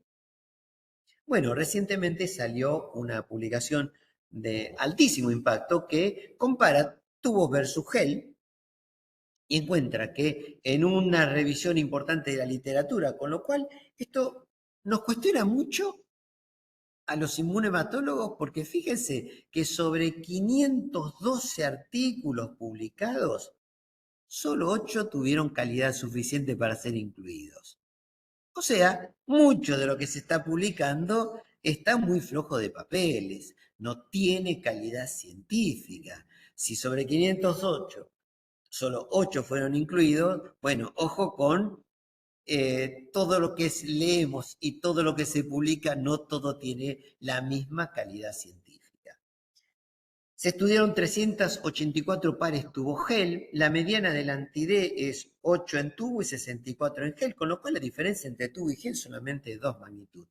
Pero lo que más llamó la atención, y sobre todo poderosamente la atención, es que en algunas publicaciones, por ejemplo la de Marcia Novaretti, encontró que utilizar células heterocigotas, el título era más alto que con las HOMO. Síntesis. No hay verdad definida en todo esto, por lo tanto, todavía la doble titular con doble dosis o heterocigota, todavía no hay evidencia suficiente para inclinarse por uno u otro, independiente de lo que digan las normas de nuestra especialidad. Cuando nosotros buscamos y rascamos, y fíjense, en los distintos lugares del planeta utilizan diferentes células. No hay consenso y no hay evidencia. Por lo tanto, usemos Anti-D, monitoreo mensual, monitoreo quincenal.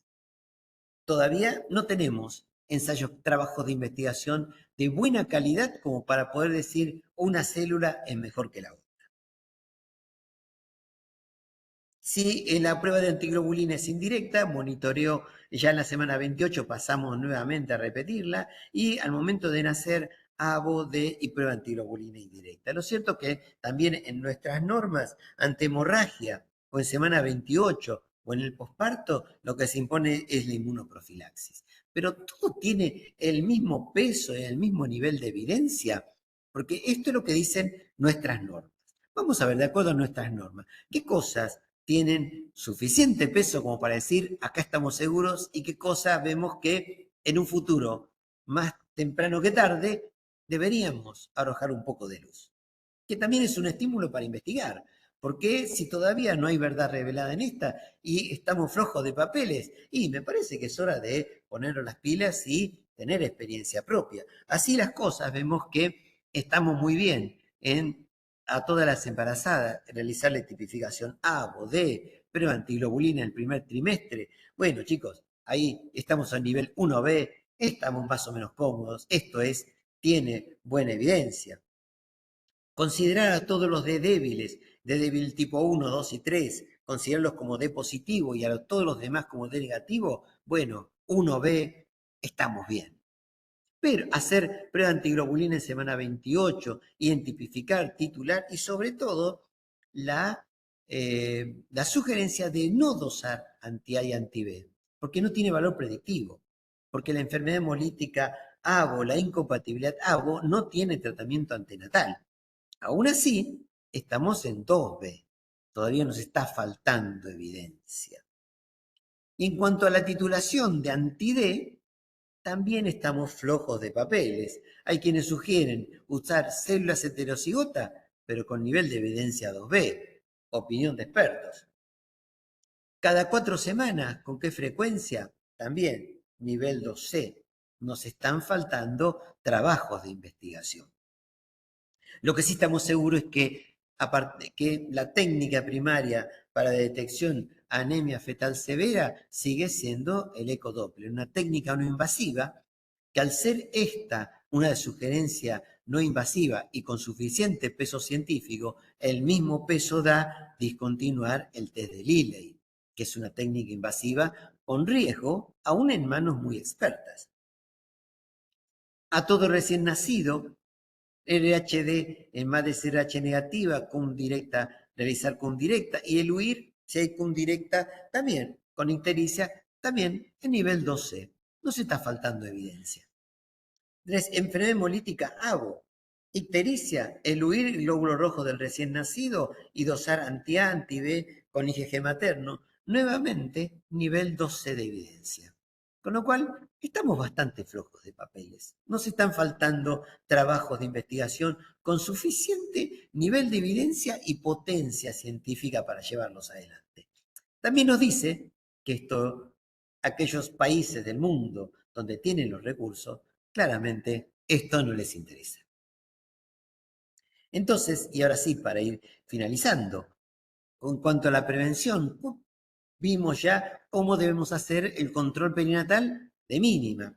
Bien, ¿cuál es la otra pata que tiene esta mesa en cuanto a la prevención? Es la inmunoprofilaxis antenatal, que allá en el año 97, junto con el doctor Margulis, en Edimburgo, establecimos junto con otro grupo de investigadores, en una época, fíjense que hasta tenía pelo y todo, en Edimburgo se estableció las bases científicas de la inmunoprofilaxis, a punto tal que hoy ya sabemos que la inmunoprofilaxis, claro que salva vidas. ¿Por qué? Porque baja la mortalidad en la era preprofiláctica.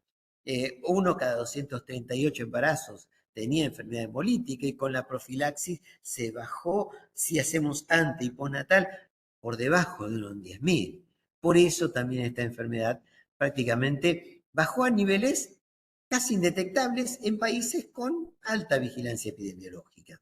Hoy también sabemos cuál es el mecanismo que empezó a establecerse en esta conferencia y hoy ya sabemos a través de trabajos de investigación, trabajos, sobre todo trabajos de investigación en ciencias básicas, que el mecanismo más importante de acción del anti-D es a través del Fc gamma receptor.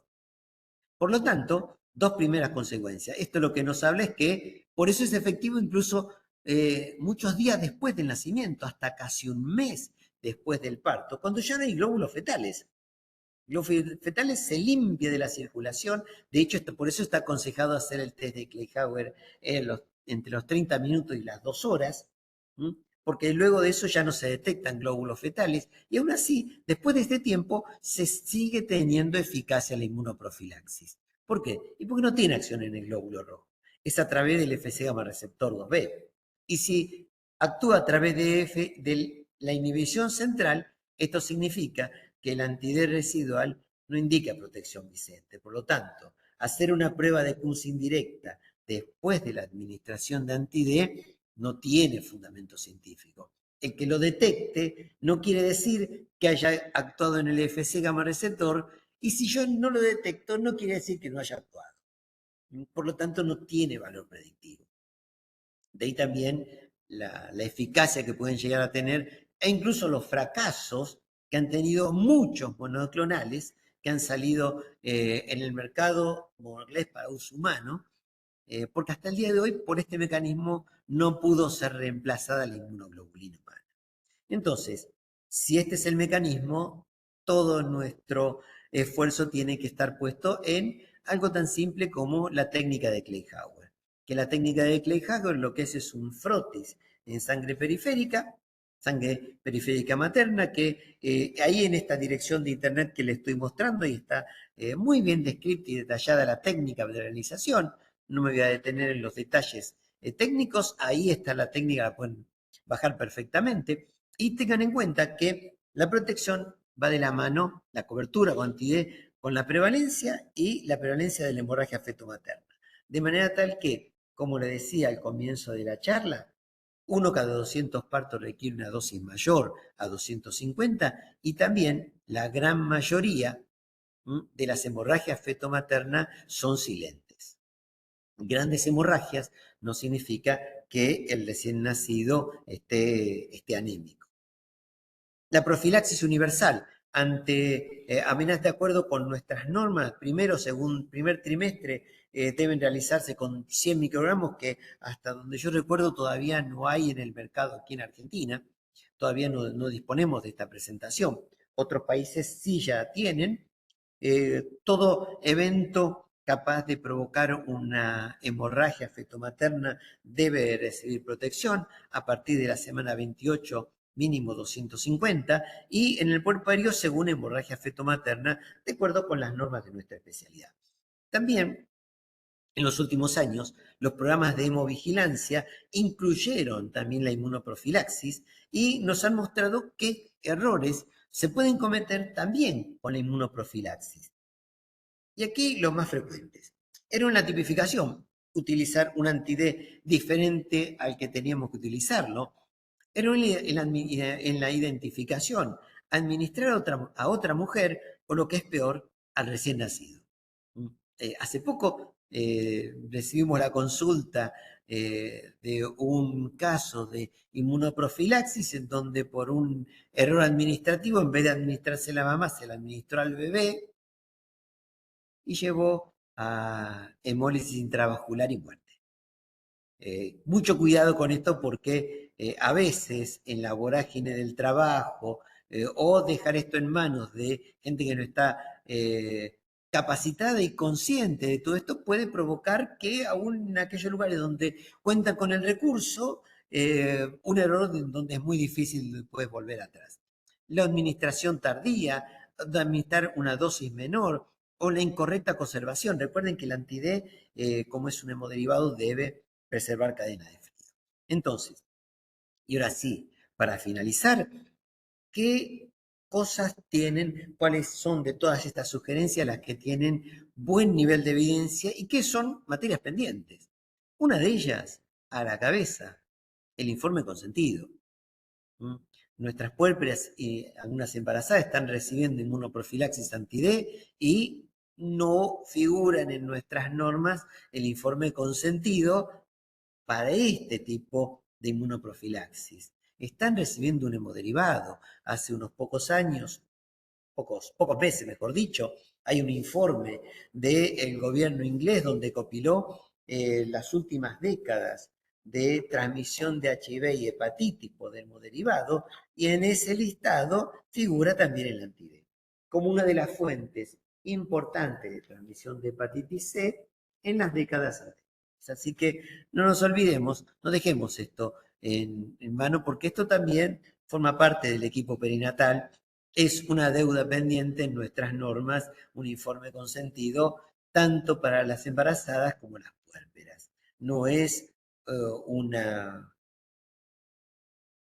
no es un tema menor.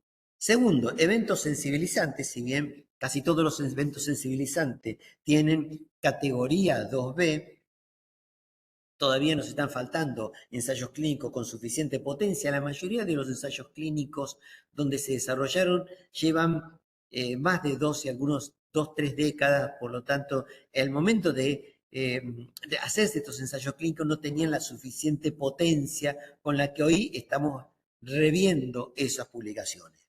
Pero igual sigue siendo estándar de cuidado. Por lo tanto, esto es lo que debemos hacer ante eventos sensibilizantes. ¿Dónde estamos cómodos y dónde nos sentimos? Bueno, acá podemos sacar pecho porque en esto estamos cómodos. Bueno, en pre y posparto.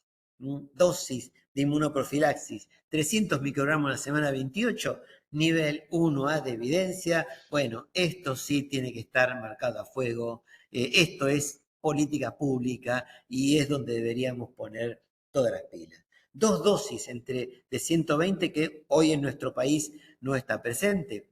Semana 28 y semana 34, no obstante ello, tiene nivel 1B.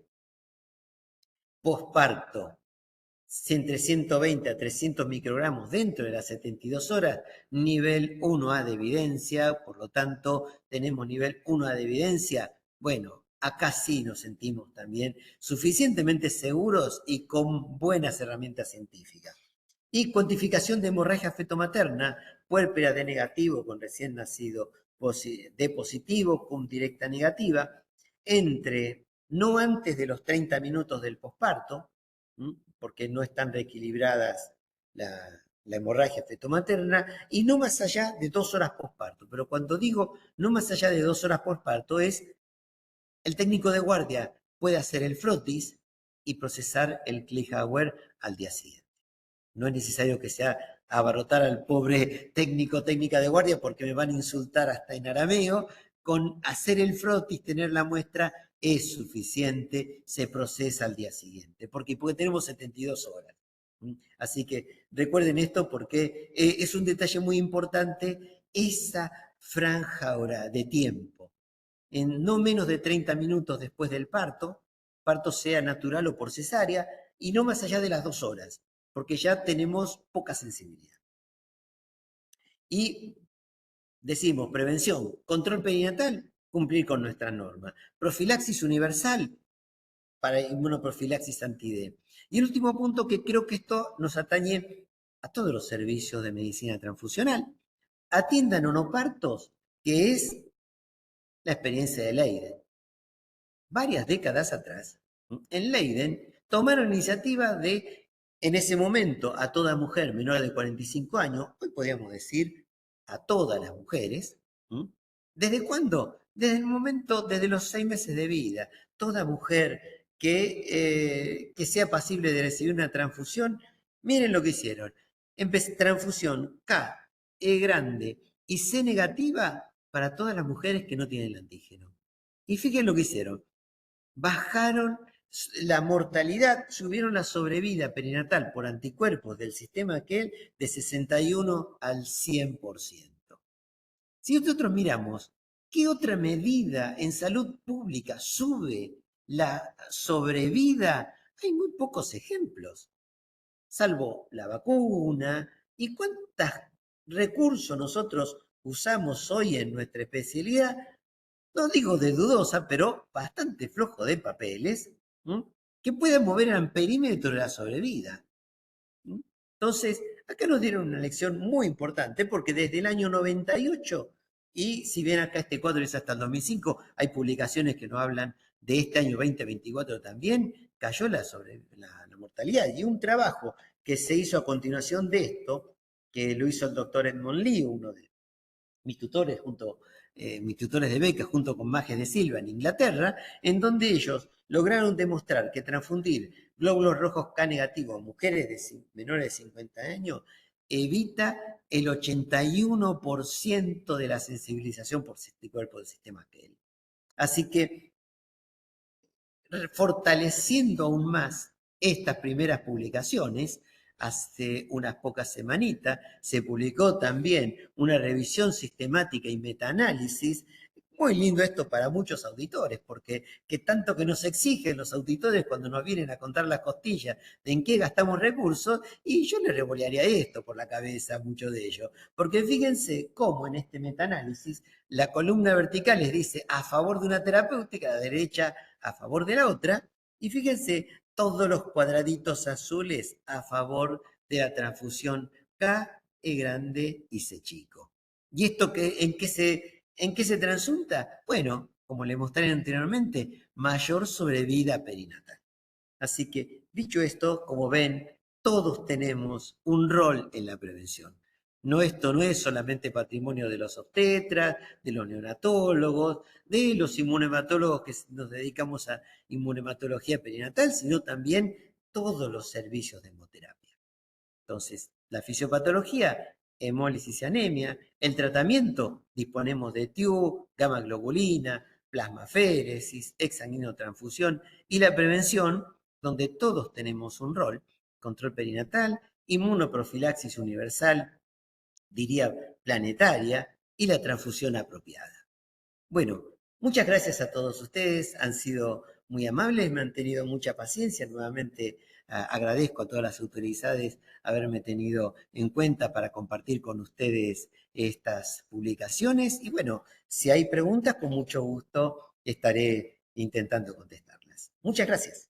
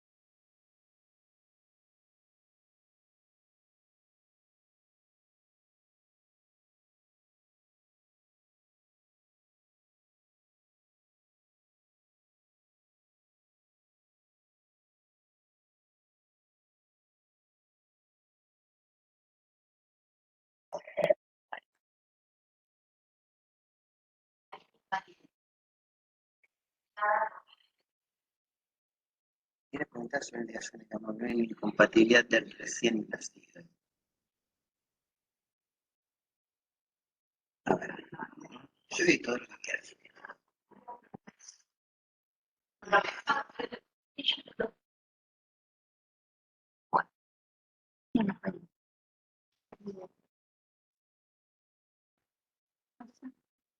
No nos deja. Bueno, a ver si, bueno, si se está escuchando, pedimos disculpas o agradecemos porque no hay tampoco mucho para ver, pero les vamos a ir comentando algunas de estas preguntas. En primer lugar, bueno, todos tienen mi correo electrónico, es carlosgonzalez@buenosaires.gov.ar, que estaba en la última diapo, y ahí pueden hacerme todas las preguntas y la bibliografía que estaba disponible. Respecto de acá pregunta, acá están preguntando, bueno, lo último que estoy viendo, ¿cuán eficiente es la profilaxis en adulto transfundido con citrado de plaquetas T positivo? Bueno, esto no hay trabajos recientes, actuales, con las últimas. Si estamos hablando de plaquetas de donante único, hay muchas máquinas que son bastante eficaces en remover los glóbulos rojos.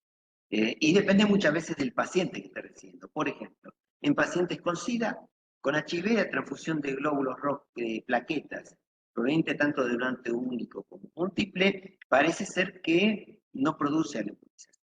Respecto de la inmunización, viene de publicaciones mucho más viejas donde ahí sí está indicado. Mi correo electrónico, a ver,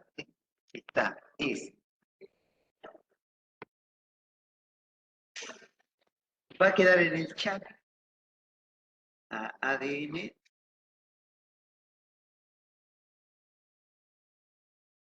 Bien. La indicación de gamma globulina en incompatibilidad. Bueno, Mariel, te contesto. Al día de hoy, la gamma globulina, el uso, a ver, hay una forma muy simple que tienen para saber cuándo un producto, cuándo un fármaco, cualquiera sea, gamma globulina, un hemoderivado, forma parte del estándar de cuidado o no. Remítanse a lo que está en el inserto. El inserto, ustedes se van a llevar muchas sorpresas con eso. Porque los insertos son los que la ANMAT dice, estas son las indicaciones. Y van a ver que la indicación de gamma globulina no es la misma para todas las presentaciones. Hay algunos laboratorios que solamente está indicada y está autorizada por el ANMAT. La ANMAT autoriza dos cosas, la venta y la indicación. En el inserto dice si es solo para uso en hipogamaglobulinemia, no todas están avaladas para uso como inmunomoduladoras. Y dentro de las inmunomoduladoras, vaya sorpresa que se van a llevar, no van más de 3 o 4. Todo lo que esté por fuera de eso no forma parte del estándar de cuidado. Si no forma parte del estándar de cuidado, el nivel de evidencia es 2C, por lo tanto, solo se puede administrar dentro de un programa de investigación, un ensayo clínico de investigación. Por lo tanto, tiene que tener autorización del Comité de Ética en la Investigación y, como por tratarse de un fármaco, del ANMAT. No forma parte del estándar de cuidado. Por lo tanto, no puede ser de uso universal. Así que mucho cuidado con eso porque estaríamos por fuera del marco.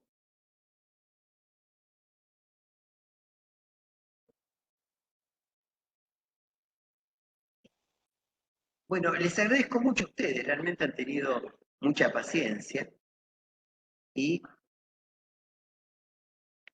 IBILE en el RH negativo a partir de la semana 2 está indicada la gama anti-D. De acuerdo con nuestras normas, sí, Alejandra, está indicada. Eso...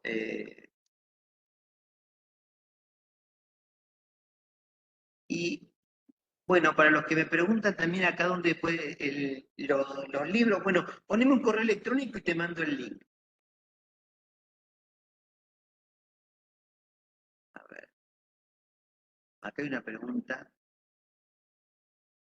Laura.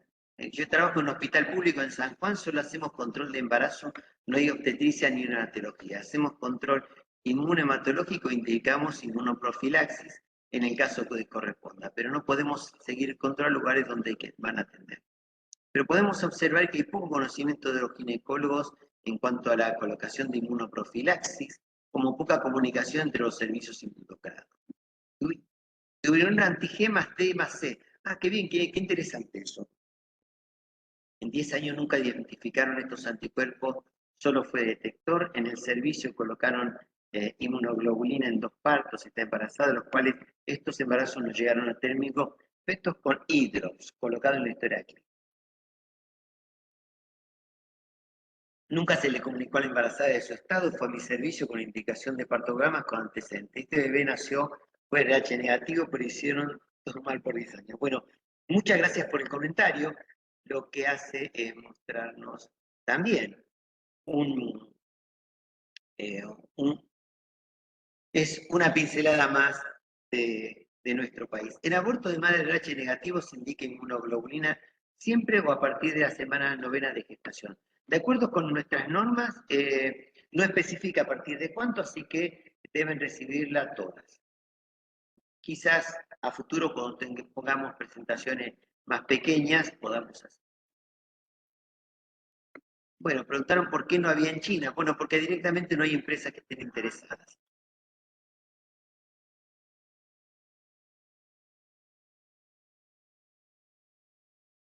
Después está preguntando si los pacientes inmunizadas podrían ser sobreestimuladas para obtener materia prima para poder producir nuestra propia gamma globulina anti-D. Bueno, sí, sería ideal eso porque sería un trabajo muy interesante que tiene que ver con la producción nacional. Y la producción nacional de hemoderivados, desde luego, todos abrevamos por no solamente la soberanía territorial, sino la soberanía inmunohematológica también tiene que ver con esto, ¿no? Poder ser autosuficientes en sangre, componentes y en hemoderivados que son tan importantes para todos nosotros, sí, por supuesto. Sería muy importante para todos.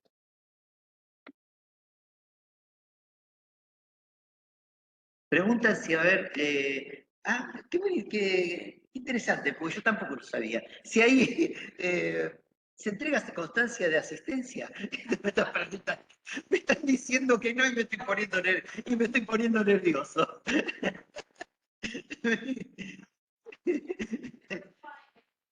Me parece que yo también tengo que rendir el examen. Bueno, no veo ninguna otra pregunta más por acá. ¿Sí?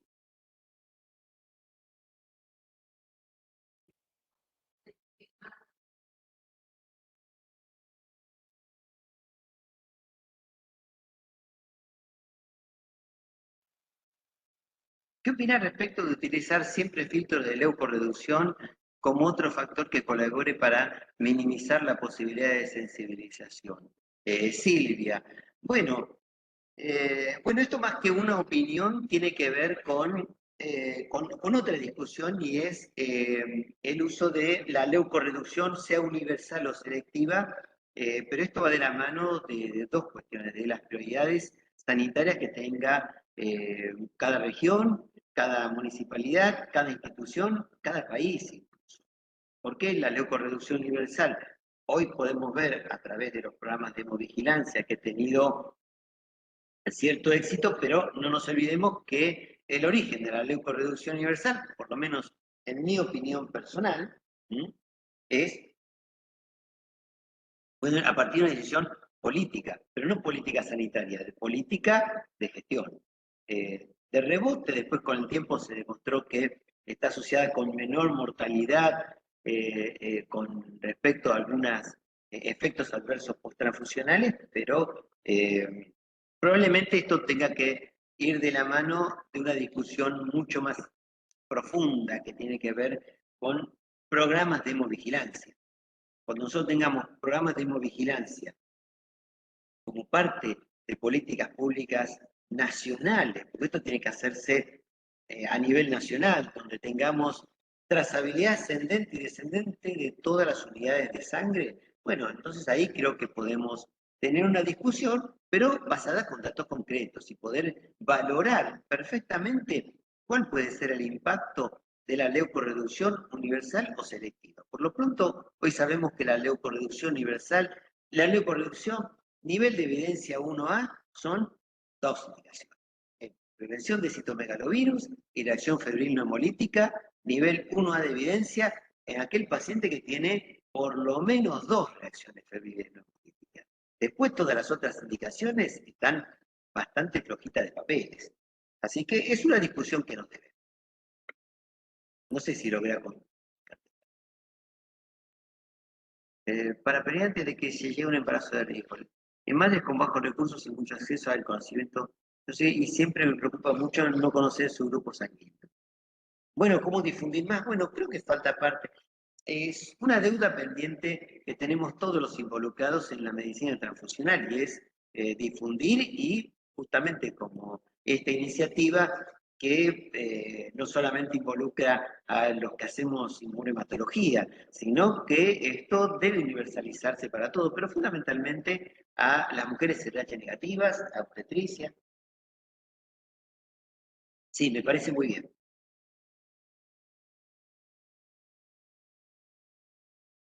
Bien, ¿usted sigue dando una otra pregunta más?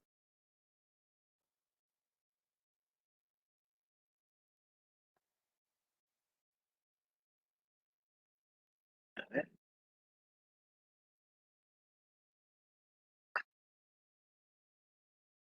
Bueno, bueno, sí.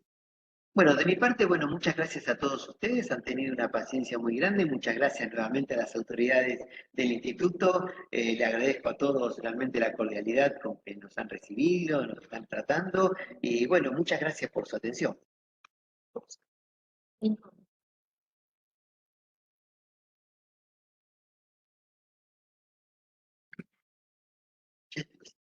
Bueno, de la doctora.